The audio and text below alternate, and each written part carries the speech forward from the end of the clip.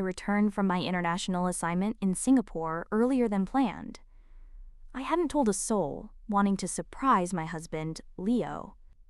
As I drove down our quiet suburban street, I noticed a cluster of cars parked by our house.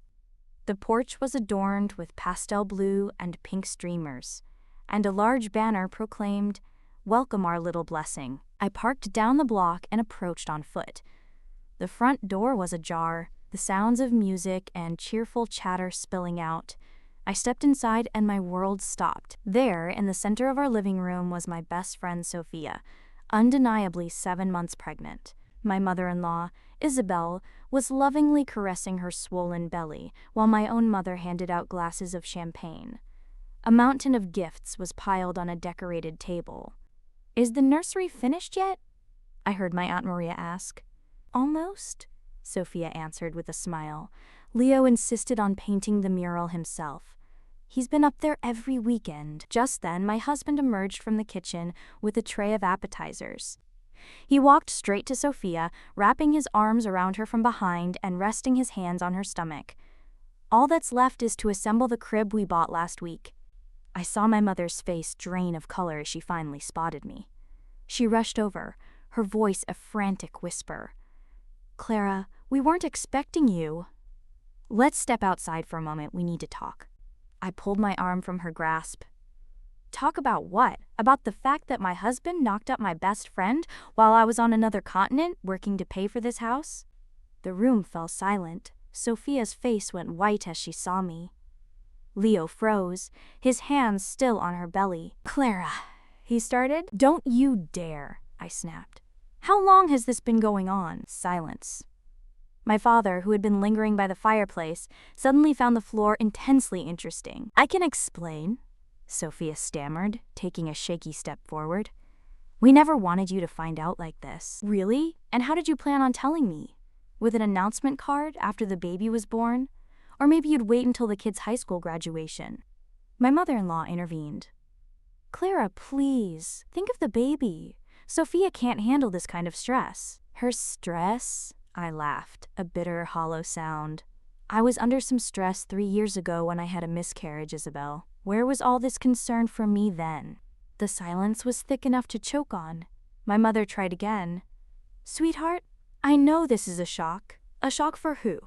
For me, who worked myself to the bone for the last year while my husband was sleeping with my supposed best friend? Or for all of you who had to juggle the lies?" Leo finally detached himself from Sophia.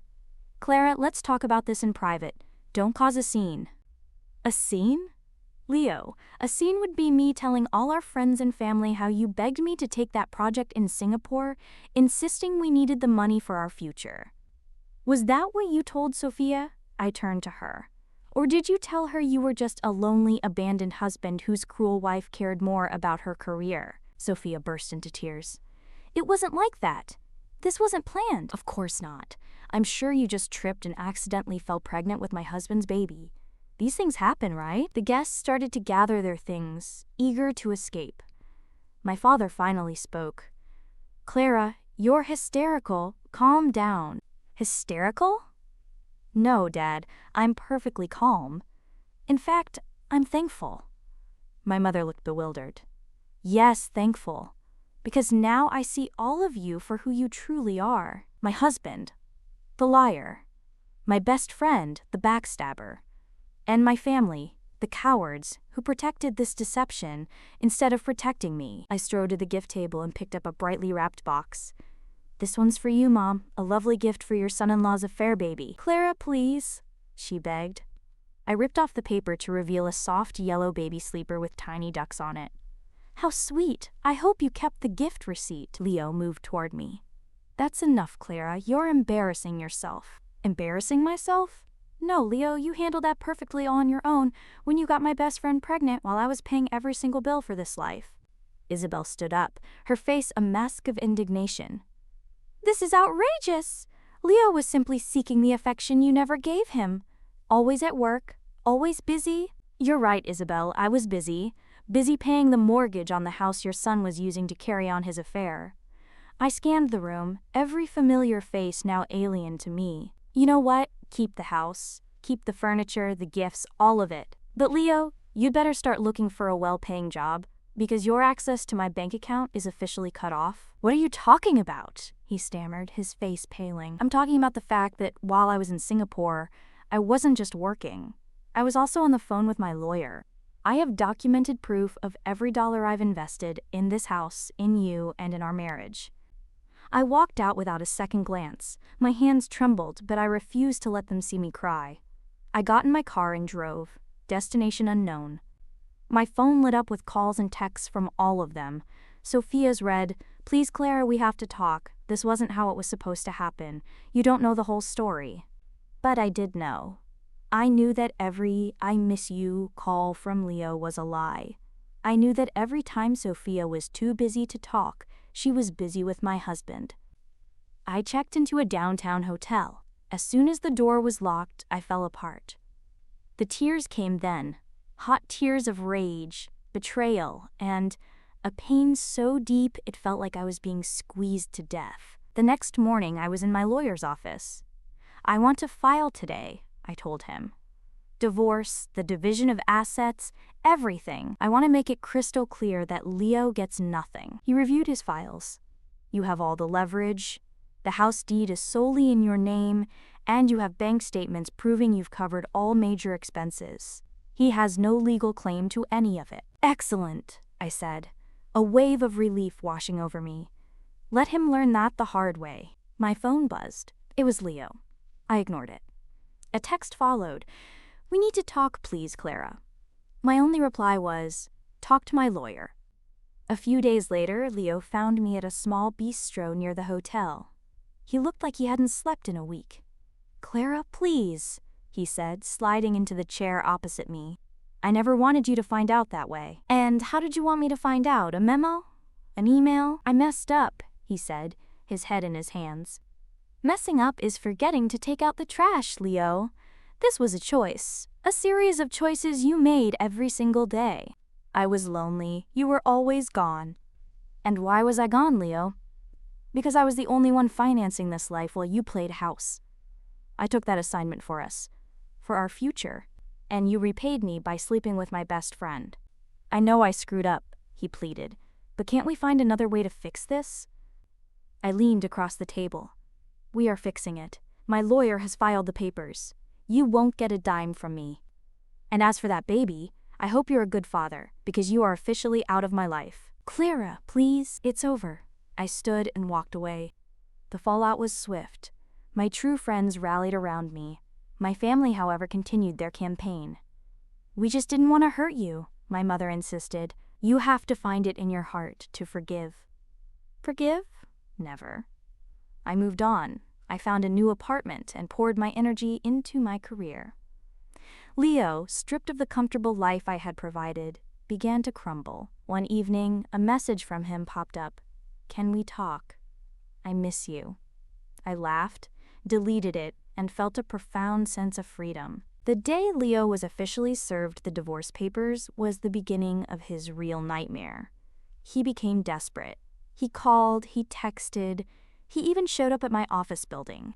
I ignored him completely. One evening, my mother was waiting for me outside my apartment. "We have to talk," she began. "Leo is falling apart. You're taking everything from him. And he's the victim now?" I asked, my arms crossed. "He made a terrible mistake, but that doesn't mean you have to ruin his life." "He ruined my life, Mom. He cheated, got my best friend pregnant, and you all lied for him. And you have the audacity to call me cruel? This isn't right, Clara. You want to talk about what's right? Was it right for me to work 60-hour weeks to pay the mortgage while he was betraying me? He made his bed.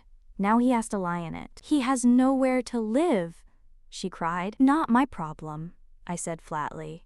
"I didn't raise you to be so heartless, and I didn't think my own mother would defend a cheater."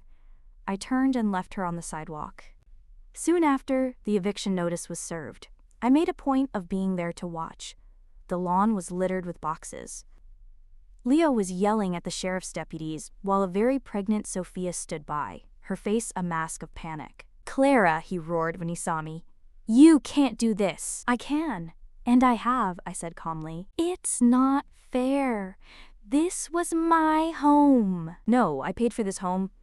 You were just living in it. He looked at me with pure hatred. Where are we supposed to go? I just shrugged. Sophia approached me, her eyes pleading. Clara, please. Funny how you remember my name now. Before, it was just I hope she never finds out, wasn't it? She hung her head. It wasn't supposed to be like this, but it is. And now you two get to deal with it. Leo looked utterly defeated. You're heartless. Maybe, I said, tilting my head. But you seemed to like my heart just fine when it was funding your lifestyle. The deputy stepped forward. Sir, it's time to go. In a fit of rage, Leo kicked a box, sending its contents spilling across the grass. You just want to see me suffer, don't you? I leaned in, my voice low. Yes. He stared at me, then stormed off, Sophia waddling quickly to keep up. My family was furious. He's sleeping on his mother's sofa, my father told me over the phone. Don't you think you've made your point? No, Sophia's pregnant and they have nothing. Good. Maybe now Leo will finally get a job. You're consumed by revenge, my mother shrieked. And you're consumed with defending a liar. They couldn't sway me. Miguel's life was in shambles. He was broke, homeless, and desperate. He showed up at my door one last time, looking gaunt. Clara, please, I have nothing left. I know, I need help. I pretended to consider it. Like I needed help when I found out you were cheating? I was a fool, I know. I can't change what happened. No, I agreed. But you can certainly suffer the consequences. He clenched his fists. You don't have to be this cruel. Oh, but I do, I said with a small smile. I had the best teachers. I slammed the door in his face and, for the first time in a very long time, I felt at peace. Months later, I heard the most delicious piece of news. An old acquaintance ran into me at a coffee shop. Have you heard about Sophia? She asked. She filed for divorce from Leo. She's demanding alimony. I burst out laughing, a deep, genuine laugh from the gut. You're kidding me. Nope. Apparently, he can't hold down a job, and she's not interested in supporting him. The irony was sublime. Sophia, who had destroyed my life for her one true love, had abandoned him the second he was no longer useful. Alimony? I was still grinning. Does he even have any money to give her? She smirked. Not a dime. Karma hadn't just knocked on Leo's door, it had kicked it down. I had to see it for myself. I went to an old dive bar I knew he could still afford. He was hunched over the counter, a shadow of the man he once was. I sat a few stools away. What do you want? He grumbled. Nothing, I said, signaling the bartender. Just admiring the view. Are you happy now? He asked, his voice raw. I took a slow sip of my drink. Ecstatic, he shook his head. You find this amusing. Leo, I find this hilarious. You threw away our marriage for Sophia and she left you the moment your wallet was empty. He stared into his glass.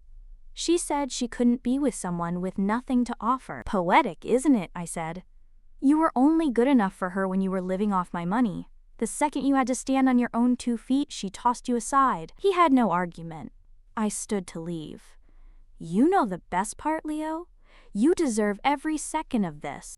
I walked out of that bar and never looked back. I cut ties with my toxic family and anyone else connected to that life. I built a new world for myself. One that was entirely my own. I was free. And Leo, wherever he was finally paying his own bills.